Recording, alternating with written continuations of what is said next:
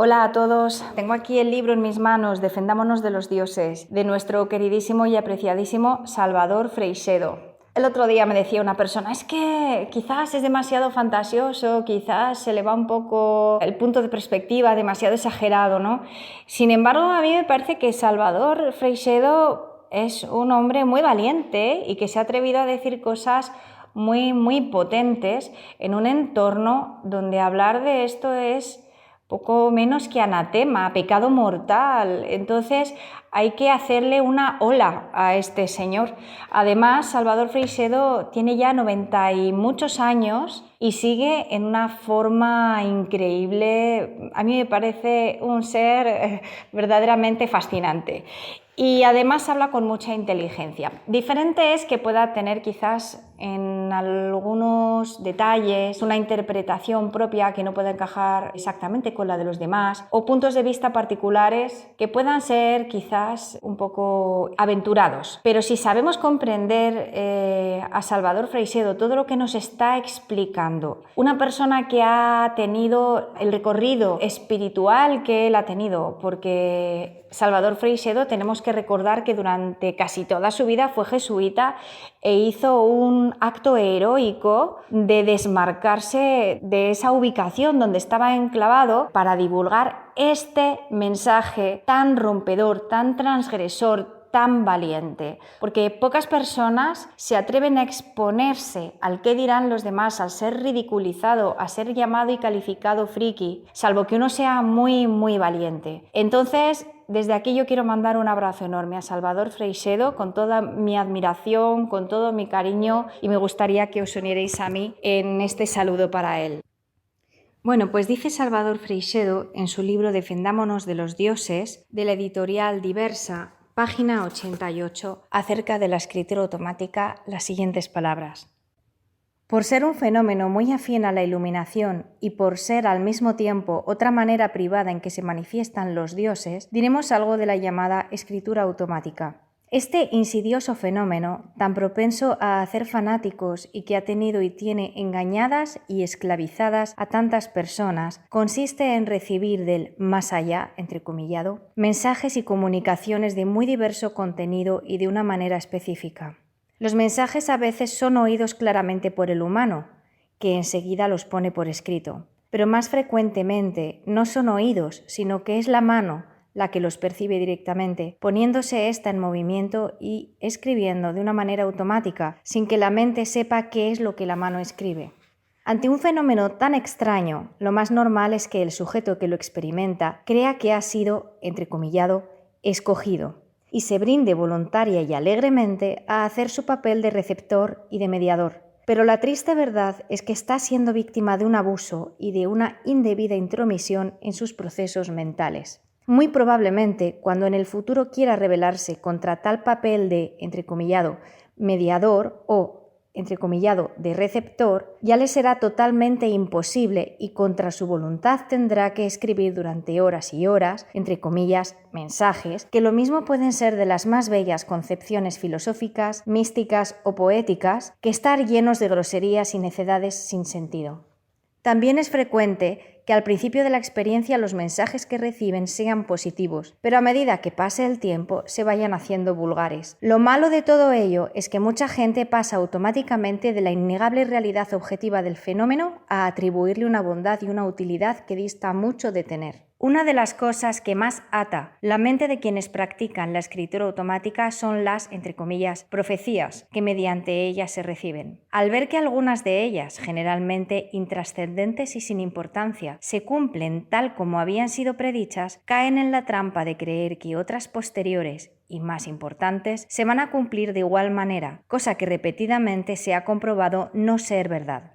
Estas, entre comillas, profecías importantes suelen referirse casi sin excepción a grandes catástrofes. Sin embargo, pese a su reiterado incumplimiento, los receptores de estas, entre comillas, profecías seguirán impertérritos recibiendo, entre comillas, mensajes en los que se les explica por qué no se cumplió lo vaticinado y para cuándo se ha pospuesto el cataclismo.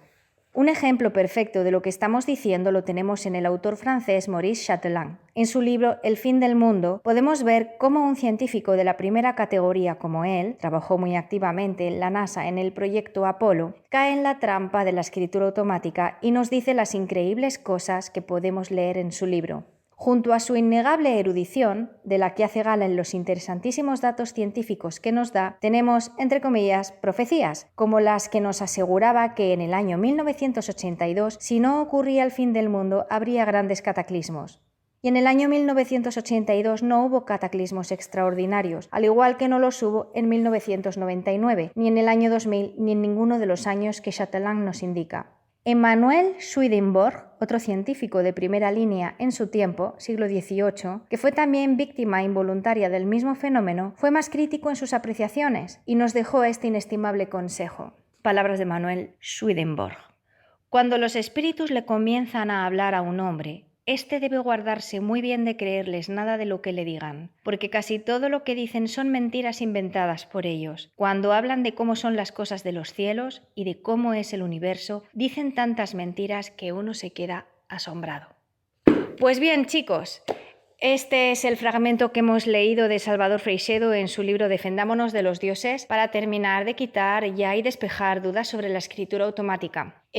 No podemos cegarnos con el romanticismo de que estamos contactando con seres elevados, porque en primer lugar, quien hace escritura automática no tiene un nivel espiritual lo suficientemente elevado para contactar con seres elevados. ¿Por qué digo esto? Con esto no pretendo desmerecer trabajos tan fascinantes como el de Chico Javier. De verdad, con todo mi respeto, no es este el sentido de esta afirmación. Pero lo cierto es que las personas elevadas, como lo fueron Jesucristo, nunca necesitaron hacer escritura automática porque se comunicaban con las entidades superiores de forma directa. Entonces, esto nos sirve para reflexionar. Esto nos sirve, sobre todo en el caso de las personas que creen que están canalizando maestros ascendidos. Por favor, vamos a pensar con humildad.